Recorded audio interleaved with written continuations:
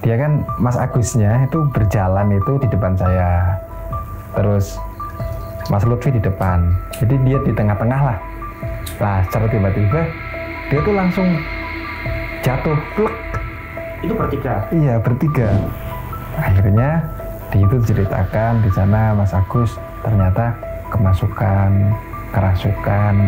Lah setelah disampaikan kayak gitu, pihak keluarga nggak kaget karena si Mas Agusnya sering kerasukan mbahnya. Terus dari kejadian ditanya, "Kak ngopo? Mau ngapain kamu kesini gitu kan?" "Aku mau ngobrol sama siapa?" "Sama dia." Ternyata ngadu ke saya. Lah aku secara otomatis ngomong kan, "Gak ngomong apa karo aku." Lah si yang ngerasukin kan udah sebutin Dayang. "Enggak, emoh, aku izin ngobrol karo kae."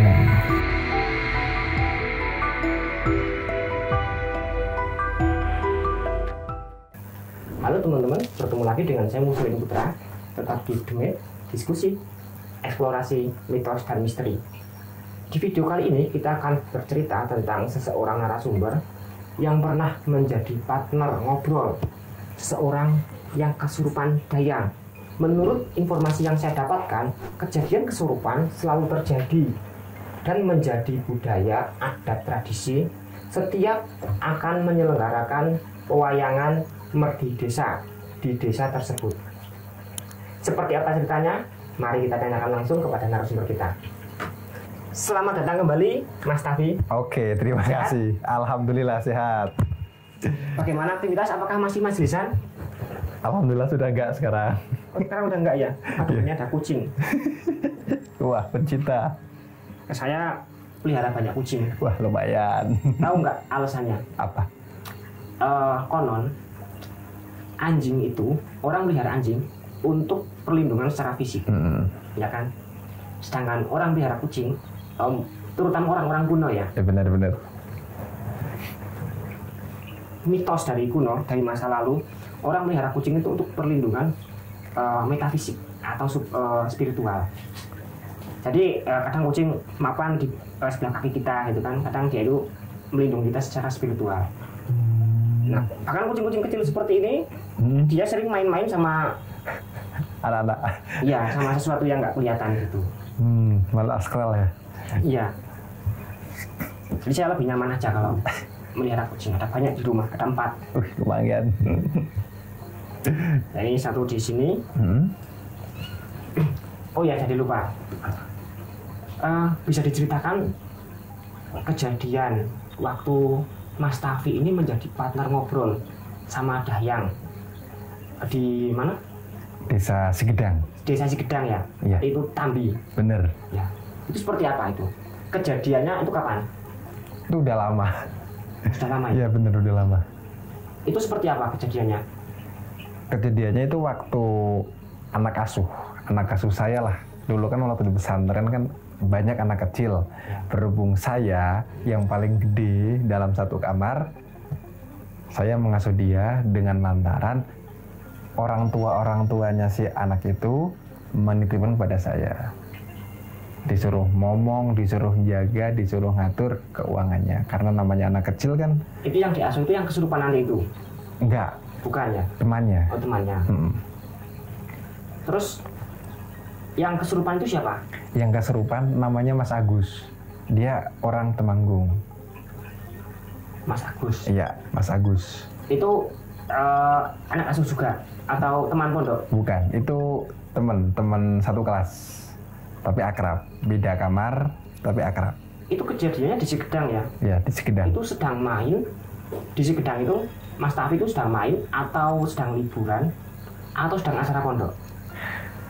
Kalau ngomong itu jadi berantakan. Kalau untuk ngomong pondok, kita bolos. Oh, sebenarnya boleh. Ya bolos. Terus kalau untuk kenapa bolos? Satu, teman saya yang namanya Mas Lutfi, ya dia alhamdulillah baru selesai puasa 40 hari, terus mau khataman di rumah. Syukuran. Syukuran lah. Terus Akhirnya pergilah ke rumah tanpa seizin pondok.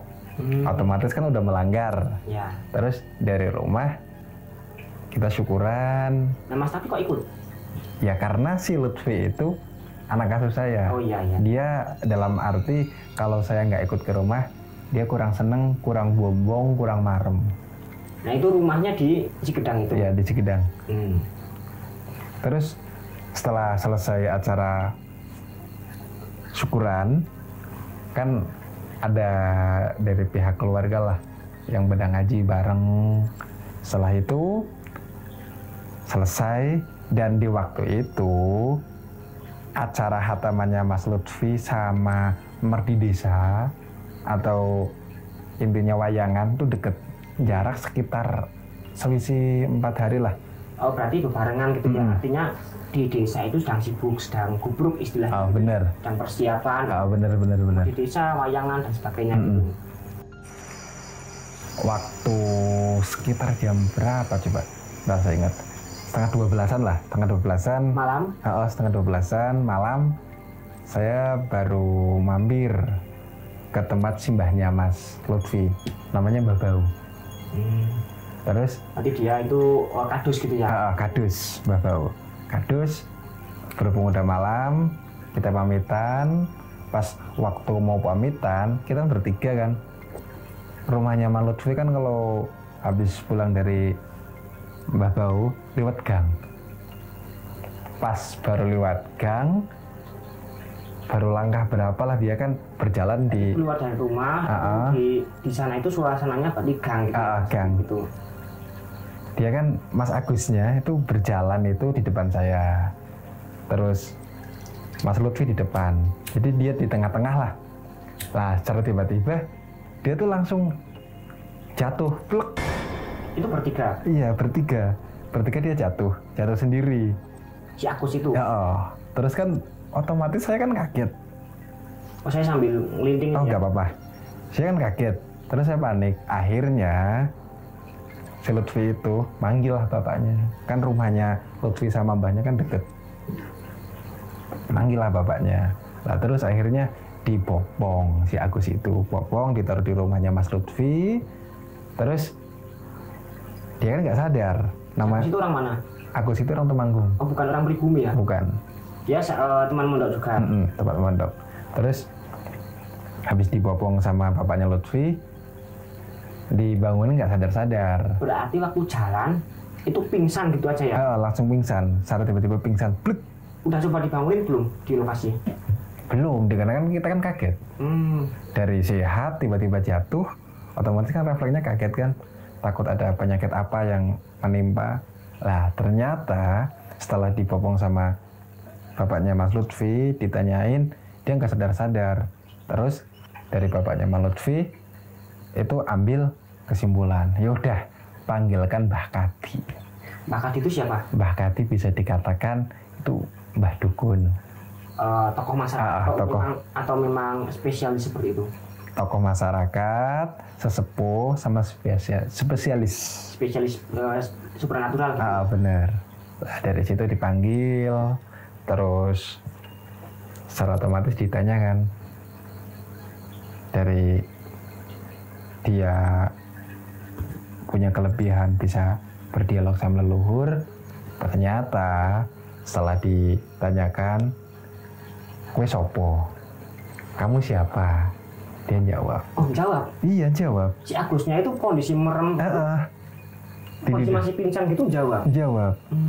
Dikarenakan kan bisanya dia pingsan karena raganya kan dipinjem lah. Dalam artian raganya dipinjem sama leluhur, sama orang gaib situ. Dia ditanya, "Kowe sopo sih?" Kalau bahasa Indonesia, "Kamu siapa?" Gitu. "Aku Dayang." "Ngopo kok mlebu nang?" Jawab seperti itu? Iya. Terus ditanya, "Ngopo kok mlebu nang awake kancaku?" Sih. "Ora. Enggak. Aku hanya kepingin ngobrol." "Mau ngobrol sama siapa?" Ditanya lagi sama Mbak Kati. "Aku mau ngobrol sama dia." Dia ngacungin ke situ. Ngacung kayak gini tapi ke arah saya. Akhirnya aku bingung kan, kok ngobrol sama saya, sedangkan saya nggak tahu, nggak lihat. Ternyata usut punya usut. Mas Tafi itu di situ pendatang istilahnya ya? Iya, pendatang. Tapi pernah ke situ belum? Sebelumnya sudah. Emang sebelum datang ke situ pernah datang ke situ, cuman nggak ke rumahnya Mas Lutfi, di tempat orang lain. Berarti si Agus yang kesurupan itu atau yang pingsan itu, dikatakan pingsan, pendatang. Mas Tafi juga di situ pendatang gitu. Bener. Ya. Terus artinya nggak tahu apa yang terjadi, bener-bener nggak ada yang tahu gitu. Nggak ada yang tahu. Terus dari kejadian ditanya, "Kak ngopo? Mau ngapain kamu kesini gitu kan?" "Aku mau ngobrol." "Ngobrol sama siapa?" "Sama dia." Ternyata ngujuk ke saya. Lah aku secara otomatis ngomong kan, "Gak ngomong ngopo karo aku." Lah si yang ngerasukin kan udah sebutin Dayang. "Enggak, emoh, aku izin ngobrol karo kae." Berarti si Agus itu jawab seperti itu. Bener. Bilangnya dia malu gitu ya? Ya, malu sama saya. Terus ditanya, sebab apa kok malu? Ternyata dia malu karena saya santrinya Mbak Ilyas. Si jawabnya gimana? Bilangnya gimana? "Aku izin ngobrol karo kae." "Izin sebab apa?" "Dia santrinya Mbak Ilyas." Jadi Mbak Ilyas itu adalah pendiri pondok Fathul Mubarok. Ya? Jadi Mbak Ilyas itu adalah pendiri pondok Fathul Mubarok di Temanggung. Pendiri pondok di Temanggung. Ya bisa dikatakan waliullah. Bener-bener orang nggak sembarangan. Jadi dia nggak si Agus yang pingsan itu bicara, pengen ngobrol sama Mas Tafi. Iya benar. Tetapi malu gitu ya. Malu alasannya karena Mas Tafi adalah muridnya Mbah Ilyas. Benar. Terus akhirnya berhubung dia malu, kan dia nggak ngomong sama saya. Lah ditanyain lah sama Mbah Kadi, "Nek izin kamu ngobrol sama dia, yuk ngobrol sama aku sih." Sama Mbah Kadi itu. Nek ora ya sekono Bali. Kalau nggak mau ngobrol ya udah sana pulang. Dalam artian pulang tuh keluar dari raganya Agus. Jangan masuk, jangan ngerasukin gitulah. Nah, terus akhirnya dia tetap nggak mau. Aku nggak mau pergi. Kenapa alasannya? Karena mau ngobrol sama saya tapi terhalang malu.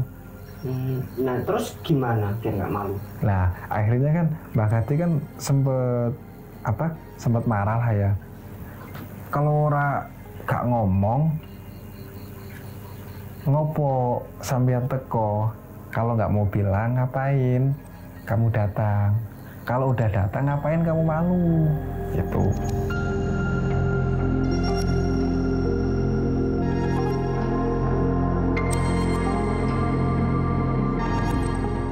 Jadi kan gini, kalau udah kedatangan tamu, kok tamunya udah ada kerasukan, otomatis kan yang jadi tuan rumah kan ya takut, terus panik, takutnya ada apa-apa kan.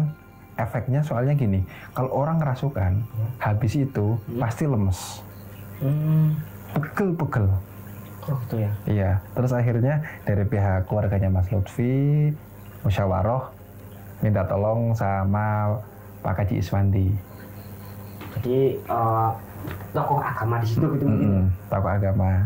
Terus akhirnya dia musyawarah, ki piye nek seumpama gabili wae.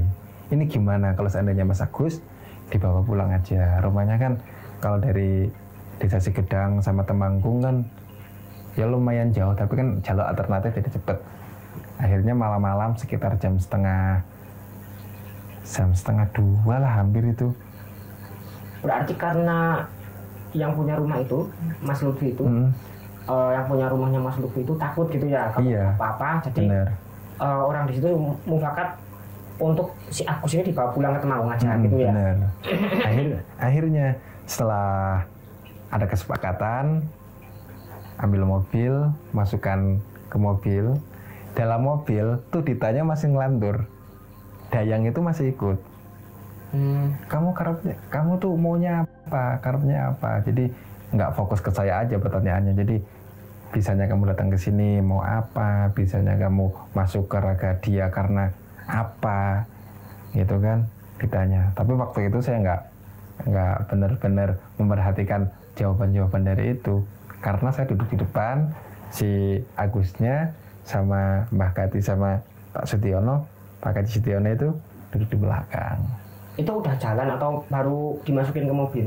Udah jalan. Waktu mau menuju ke rumahnya Mas Agus, sambil ditanya-tanya, pas waktu di pelang perbatasan Wonosobo Temanggung, di Tambi itu, Agus tiba-tiba kepin muntah. Berarti begitu melewati perbatasan, dia langsung merasa mual gitu ya? Mual. Tapi udah sadar belum kondisinya? Belum. Nah itu kenapa bisa tahu mau muntah gitu? Ya dia udah ada cembulakan lah, benar. Terus akhirnya mobil berhenti, dia muntah, keluar mobil muntah. Setelah muntah dia langsung pingsan. Dari situ tidur sampai rumah. Lah Mbah Kati tahu yang muntah itu si Dayangnya yang ngerasukin keluar. Terus berhubung udah sepakat mau diantarin pulang, antaralah pulang si Agusnya. Sampai rumah, akhirnya dari pihak keluarga Mas Lutfi nyeritakan Mas Agus itu ikut. Tapi udah sadar, posisi sampai rumah itu udah sadar? Mas Agusnya masih lemes. Tapi udah melek gitu? Udah melek. Udah melek tapi lesesan gitu ya? Terus ditanyakan ditanyakan dari keluarga malam-malam, otomatis kan kaget. Waktu itu sempat sadar sih, rumahnya mana, jalur mana, gang mana, nunjukin. Tapi belum sepenuhnya lah, mungkin. Itu kejadiannya maksudnya terlihat bisa mandu gitu setelah keluar perbatasan Wonosobo itu. Setelah muntah. Terus sampai rumah dia kan larut malam, orang tua kan kaget takut ada apa gitu lah. Sampai rumah terus dari pihak keluarganya Mas Lutfi peluk salam, permisi mohon maaf Mas Agus dari pesantren bolos dengan tujuan ikut mau khataman atau selamatan anak saya yang baru selesai puasa 40 hari. Akhirnya di situ diceritakan di sana Mas Agus ternyata kerasukan. Lah setelah disampaikan kayak gitu, pihak keluarga nggak kaget karena si Mas Agusnya sering kerasukan mbahnya. Oh, berarti masnya itu memang udah sering kerasukan. Ternyata Mas Agusnya itu kalau mungkin pikiran kosong atau ada ngalamun kerasukan mbahnya. Nah dari situ ngobrol panjang lebar. Akhirnya berhubung waktu udah mendekati pagi kan, singkat cerita langsung intinya dari pihak keluarga Mas Lutfi mohon maaf udah ganggu istirahatnya bapak dan keluarga. Terus berhubung waktu udah mulai mendekati subuh itu kan, terus balik ke Wonosobo. Dalam perjalanan cakap-cakap bercanda-canda. Dari situ intinya ya kita bisa ambil poin lah. Nah terus sebentar kita kembali sedikit. Waktu posisi di rumahnya Mas Lutfi tadi, itu kan udah ada tokoh agama ke situ ya, tokoh masyarakat. Itu ramai nggak situasinya di situ? Ramai sih nggak, dikarenakan malam-malam. Ya, karena dini hari gitu. Dini hari ada. Tapi udah dicoba disembuhkan gitu. Sudah, tapi nggak mau. Ya mungkin karena satu di situ kan mau ada acara merdi desa. Kalau merdi desa di desa Sigedang khususnya pasti wayangan. Oh gitu. Kalau wayangan di situ kata Mbah Kati pasti ada dayang. Jadi kata ahli spiritual di situ, kalau di desa itu mau diselenggarakan wayangan, ada wayangan seperti itu, pasti terjadi ada kesurupan gitu. Pasti. Tapi kan nggak tahu kita di mana itu. Oh berarti untuk orangnya yang kesurupan itu bukan disediakan oleh panitia gitu? Bukan. Itu random gitu ya? Acak gitu, siapa aja bisa kesurupan gitu? Bisa. Kebetulan itu yang kesurupan pendatang gitu ya? Bener-bener. Terus kira-kira kalau kita bisa berasumsi, itu apa alasan si Dayang itu, yang dikatakan Dayang itu tadi, merasuki temannya Mas tadi? Ya mungkin karena satu kepingin ngobrol sama saya, berhubung dianya malu, mungkin karena saya anak santri Mbak Ilyas kan, mohon maaf ya, jadi cerita sedikit. Ilmunya Mbak Ilyas itu kan tingkatnya wali, jadi mungkin ada rasa aura keberkahan, ada aura bisa dikatakan dapat ridho. Jadi gini, di pesantren ngaji ngopeni cah cilik-cilik dewek ikhlas, cah cilik dadi ngibadah sholat jamaah, mungkin gurunya saya itu berkahi ngeridoni. Jadi si Dayang itu pengen ngobrol sama Mas tadi karena dianggap moodnya wali gitu. Bener ya, itu sih pendapat saya sih, rasanya saya kayak gitu. Soalnya alhamdulillah apa yang saya rasakan, apa yang saya jalankan, ikhlas saya. Jadi itu dia benar-benar si Mas Agus itu yang tadi kesurupan, itu benar-benar sempat nunjuk ngobrol sama itu. Iya. Kalau untuk gerakan fisik langsung nunjukkan. Nggak nunjuk orang lain? Enggak, langsung fokus ke saya. Terus kira-kira ada asumsi lain nggak? Kenapa dia kok si Agus itu bisa kesurupan?